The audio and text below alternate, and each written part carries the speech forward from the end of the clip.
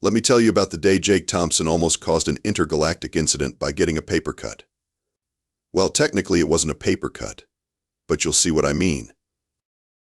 Jake worked maintenance aboard the starship Hypochondriac, which was probably the most ironically named vessel in the Galactic Medical Emergency Response Fleet.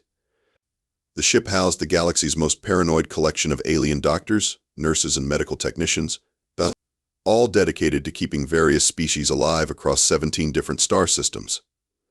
They took their job very seriously, maybe too seriously. On that particular Tuesday, Jake was elbow-deep in a ventilation shaft on Deck 7, trying to fix a rattling fan that had been driving everyone nuts for 3 weeks. The Zephyrians were especially sensitive to repetitive sounds, and their head nurse, Glimara, had been filing noise complaints hourly. Jake figured he'd better fix it before she started molting stress feathers all over the medical bay. "Come on, you piece of junk," Jake muttered, wrestling with a particularly stubborn bolt. The wrench slipped, his knuckle scraped against the metal housing, and a small drop of red liquid appeared on his hand. Now, to Jake, this was about as noteworthy as breathing. He'd gotten worse injuries opening pickle jars. But to the 3 alien crew members who happened to be walking by at that exact moment, it was apparently the apocalypse. Nurse Glimara was the first to spot the carnage. Her feathers immediately puffed out to twice their normal size, and she let out a shriek that probably registered on seismic equipment 3 systems away. Medical emergency. The human is leaking. Dr. Wobblethorpe, a gelatinous Bloraxian who served as the ship's trauma specialist, immediately began vibrating at frequencies that made the deck plates hum. Oh no, oh no, oh no. His life essence is escaping. We're losing him.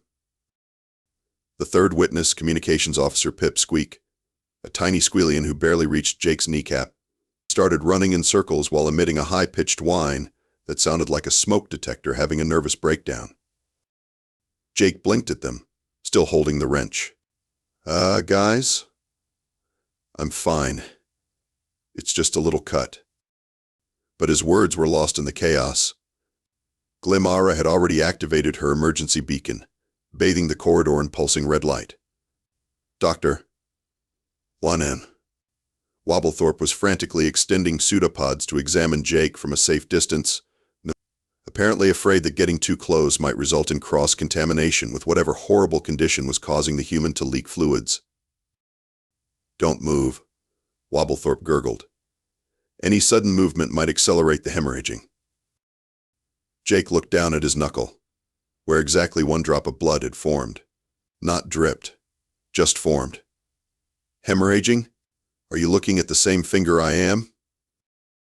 "He's going into shock," Pip Squeak announced, still running in circles. "Look how pale he is. That's his natural color, right? Right?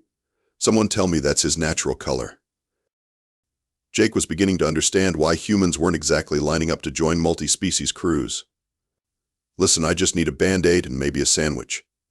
I missed lunch, and I'm getting hangry." The aliens stared at him in horror.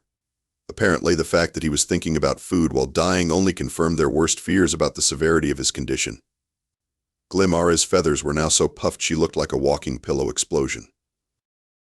"He's delirious," she whispered. "The blood loss is affecting his brain function. He thinks he's hungry instead of dying." "That's actually exactly what I think," Jake said, but nobody was listening anymore. The red emergency lights were flashing, alarms were blaring, and he was pretty sure someone had just announced a ship-wide lockdown. All this over a scratch that wouldn't have even qualified for a Hello Kitty Band-Aid. Jake sighed and climbed out of the ventilation shaft.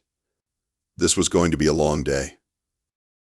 Within minutes, the entire ship had transformed into what Jake could only describe as a floating psychiatric ward. Emergency lights bathed everything in ominous red, klaxons wailed like banshees with anxiety disorders, and crew members were running around with the kind of panic usually reserved for asteroid impacts or surprise tax audits. Captain Vextar, a 7-foot-tall Chromaxian with more battle scars than a Gladiator Academy dropout, burst onto the scene with his usual dramatic flair. His forearms were gesticulating wildly, and his mandibles were clicking in what Jake had learned was either excitement or terror. Given the circumstances, probably terror. Report. Vexstar barked, his voice carrying the authority of someone who'd commanded fleets through 3 galactic wars and one particularly nasty office Christmas party incident. The human has suffered catastrophic fluid loss, Glim-Ara reported, her feathers still at maximum puff. We estimate he has minutes, perhaps seconds, before total system failure. Jake held up his hand, where the microscopic cut had already stopped bleeding. I'm literally fine. This is barely even a scratch. He's entered the denial phase, Dr. Wobblethorpe diagnosed, his gelatinous form quivering with medical authority. Classic symptom of massive trauma. He can't process the severity of his condition. Captain Vexstar's third eye focused on Jake's finger with the intensity of a targeting laser. Dear gods of the void, I can see the wound. It's, he paused, apparently searching for words to describe the horror. It's a microscopic breach in his exterior hull. Hull breach. Pipsqueak shrieked. He's got a hull breach. Jake was beginning to suspect that alien medical training might be slightly different from human medical training. It's not a hull breach. I'm not a spaceship. I'm a maintenance worker with a tiny cut who really wants a turkey sandwich. But Captain Vexstar was already shouting orders. Dr. Blim talked to the scene immediately. Seal off this section. And someone get me a complete analysis of human repair protocols. Chief Medical Officer Dr. Blim talk arrived moments later, looking like a cross between a praying mantis and a very concerned librarian. His compound eyes immediately focused on Jake's finger, and he began making notes on a tablet with movements so frantic he looked like he was conducting an orchestra of anxiety. I need immediate access to the human medical database, Blim talk announced. And someone contact the Galactic Health Organization. We may need to declare a biohazard situation. Jake watched in fascination as his tiny scratch became the center of what appeared to be a military operation.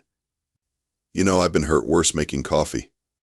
Last week I got a paper cut opening sugar packets, and nobody called the Space Marines. He's becoming incoherent, Blim talk diagnosed. The blood loss is clearly affecting his cognitive functions. He's talking about beverages and small cuts as if they're normal occurrences. That's because they are normal occurrences, Jake said, but he might as well have been talking to the ventilation shaft. Nobody was listening to the actual human in this human medical emergency.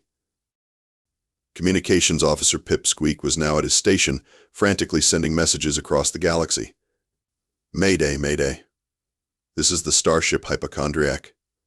We have a human in critical condition. Repeat, human in critical condition. He's lost at least. How much blood would you say he's lost? Impossible to tell, Glim-Ara replied gravely. The loss appears to have stopped, but that might just mean he's running out of blood to lose. Jake stared at them. I have like 5.5 liters of blood. I lost maybe a drop. That's like, I don't know, math isn't my strong suit, but it's really not a lot. He's trying to give us medical statistics, Dr. Wobblethorpe marveled. Even in his final moments, he's attempting to help us understand his condition. How noble. How tragic. I'm not in my final moments, Jake protested. I'm in my hungry moments. I just want lunch. But his mention of food only made things worse. The aliens exchanged horrified glances, apparently convinced that Jake's desire for sustenance while dying was either a symptom of severe shock or evidence of legendary human courage in the face of certain death. Jake looked around at the chaos he'd accidentally created and sighed. Maybe he should have just dealt with the rattling fan. 20 minutes later, Jake found himself in the center of what could only be described as an alien medical convention. The ship's main conference room had been converted into a crisis center, complete with holographic displays showing magnified images of his finger from 17 different angles. We need an expert, Captain Vexstar announced, his mandibles clicking with determination. Get me Professor Zumblex. Jake perked up. Finally, someone who might know something about humans. The main screen flickered to life, revealing Professor Zumblex in his office at the Galactic University of Xenobiology. Zumblex was a tentacled intellect, which meant he looked like an octopus that had gotten really into academia. His office was lined with books, research papers, and what appeared to be a collection of human movie posters. "Ah, Captain Vextar," Zumblex said, his voice carrying the weight of someone who'd spent decades studying things he'd never actually encountered. "I understand you have a human medical emergency." "Critical condition," Dr. Blimtalk interjected. "Massive fluid loss, possible shock, and he keeps talking about food." Professor Zomblex's tentacles writhed with what Jake assumed was academic excitement. "Fascinating. You see, humans are the most remarkable species in the galaxy. They are warriors of unimaginable resilience, capable of surviving injuries that would instantly kill any civilized being." Jake raised his hand. "Actually, I'm just a maintenance guy with a scratch." "Observe his stoicism," Zumblex continued, pointing a tentacle at Jake through the screen. "Even now, facing mortal peril, he maintains the calm demeanor of a true human warrior. I've studied their documentary films extensively. Die Hard, Rambo, The Terminator. Humans routinely survive explosions, gunfire, and falls from great heights with nothing more than determination and occasional one-liners." "Those are movies," Jake said weakly. "They're not documentaries." "He's being modest," Zumblex explained to the rapt audience. "Human culture discourages boasting about their incredible abilities." Notice how he downplays his condition, referring to what is clearly a serious injury as a mere scratch. This is classic human behavior. Jake looked at his finger again, just to make sure he wasn't missing something. "Nope, still barely visible. It really is just a scratch." The fact that he continues to insist on this demonstrates either severe shock or the legendary human ability to function normally even when critically injured, Zumblex continued. "In my research, I found instances of humans continuing to fight while missing entire limbs." "That's probably not accurate," Jake said, but Zumblex was on a roll. "I recommend treating this as a Class 7 medical emergency," the professor announced. "Full surgical intervention may be necessary. And whatever you do, don't let him fall asleep. Humans who lose consciousness during medical trauma often slip into something they call the long sleep." "You mean death?" Dr. Blimtalk asked, his compound eyes wide with horror. "No, I mean sleep," Jake said. "It's this thing we do every night. It's totally normal." But the damage was done. The aliens were now convinced that Jake's casual attitude toward his mortal wound was evidence of either superhuman toughness or complete psychological breakdown. Either way, they weren't about to let him out of their sight. The human's ability to remain conscious and coherent despite massive trauma is truly remarkable, Zumblex mused. "You're witnessing something extraordinary, Captain. This is why humans are considered the most formidable species in the galaxy." Jake slumped in his chair. "I just wanted to fix a fan and eat a sandwich. Now I'm apparently a medical marvel." "His continued focus on sustenance is particularly fascinating," Zumblex noted. "Even in crisis, humans maintain their survival instincts. Food, shelter, reproduction. Basic drives that keep them functional, even when their bodies should be shutting down." "My body is fine," Jake protested. "It's my stomach that's the problem. I'm hungry. The aliens stared at him with a mixture of awe and terror. To them, apparently Jake's ability to think about lunch while dying was the stuff of legend. This was going to be a very long day. The ship's medical bay had been transformed into something resembling a war room, if wars were fought by very confused doctors who'd never seen a human before. Charts covered every available surface, showing everything from basic human anatomy to theoretical diagrams of how Jake's massive trauma might progress. Dr. Blimtalk stood at the center of it all, his compound eyes darting between displays while his assistant scurried around taking notes. "The human's condition remains stable, but we must assume rapid deterioration is imminent." "Based on what?" Jake asked from his position on the examination table, where he'd been gently but firmly placed despite his protests. "I feel fine. Better than fine, actually, except for the part where I'm starving." "Classic symptom of impending shock," Dr. Wobblethorpe gurgled knowingly. "The body's final attempt to maintain normal function before complete system failure. A new voice joined the conversation. Dr. Click Terra, a insectoid chitinous who specialized in emergency medicine, clicked her way over to the group. I've been researching human physiology in the database. Did you know they routinely lose millions of cells every day and consider it normal? Millions? Glimera's feathers ruffled. How do they survive? They replace them, Click Terra explained. It's like they're constantly rebuilding themselves. And their skin? It's designed to shed and regenerate continuously. Jake perked up. Finally, someone who gets it. This is totally normal. Normal for a species of regenerating warriors, Click Terra corrected. No wonder they're so feared across the galaxy. They're basically living weapon systems that repair themselves. I'm a maintenance worker, Jake said. I fix air conditioners and unclog toilets. I'm not a weapon system. Modest to the end, Dr. Blimtalk observed. Even now, he refuses to acknowledge his true nature. The debate continued for another hour, with each alien doctor contributing increasingly bizarre theories about human biology. Jake learned that humans were apparently immortal beings who chose to age out of boredom, that they could survive in the vacuum of space for short periods, and that their digestive systems were so efficient they could eat almost anything. That last one's kind of true, Jake admitted. I once ate gas station sushi and lived to tell about it. Gas station sushi? Dr. Wobblethorpe quivered with academic interest. What manner of fuel-based cuisine is this? Never mind, Jake said quickly. The point is, I'm fine. I just need food. But his mention of food triggered another round of panic.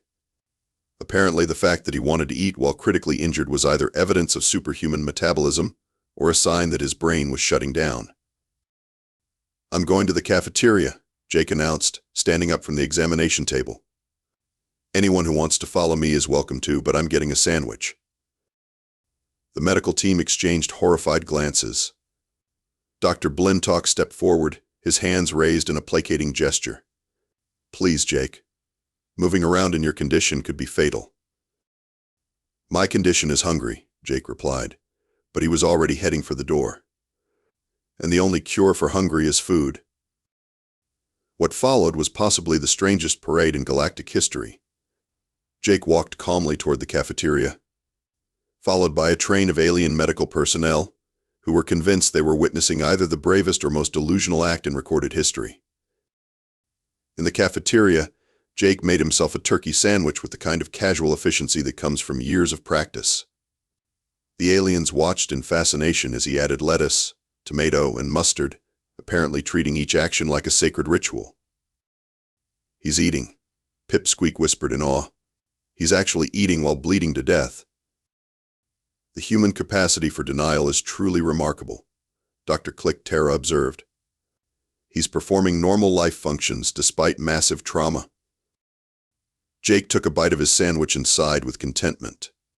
This is exactly what I needed. See? Problem solved. But the aliens stared at him in amazement. To them, Jake's ability to eat a sandwich while dying was apparently the most courageous thing they'd ever witnessed. Jake was beginning to understand why humans had such a weird reputation in the galaxy. Jake was halfway through his sandwich when the cafeteria doors burst open and engineer Betty Rodriguez stormed in, looking like she'd rather be anywhere else in the galaxy. Betty was the kind of person who could fix a warp drive with a paperclip and some creative swearing, and she had absolutely no patience for nonsense. What the hell is going on? She demanded, taking in the scene. I come back from shore leave to find the ship on lockdown, emergency broadcasts going out to 3 star systems, and Jake sitting here eating a sandwich like it's Tuesday. It is Tuesday, Jake pointed out. The human female. Dr. Blimtalk gasped. Perhaps she can provide insight into his condition. Betty looked at Jake, then at the crowd of panicking aliens, then back at Jake. What condition? You look fine. That's what I've been trying to tell them, Jake said, taking another bite of his sandwich. I got a tiny cut on my finger, and they've decided I'm dying. Betty stared at him. Show me. Jake held up his finger, where the microscopic scratch was barely visible. Betty squinted at it, then looked up at the assembled medical team with an expression that could have melted hull plating. "Are you kidding me?" she said, her voice carrying the kind of deadly calm that made smart people run for cover. "You've had the entire ship in panic mode for 6 hours over a scratch that wouldn't even qualify for a children's Band-Aid?" "It's not just a scratch," Dr. Wobblethorpe protested.